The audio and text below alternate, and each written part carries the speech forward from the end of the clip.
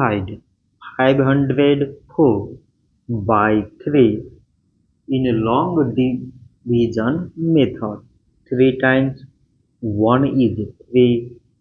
On subtracting, we get 2.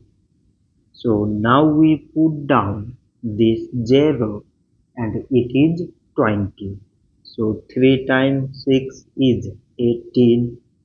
On subtracting, we get 2. So again we put down this 4 and it is 24.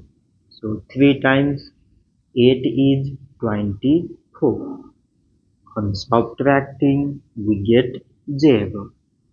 So 504 divided by 3 is 168. So this much for today and thanks for watching.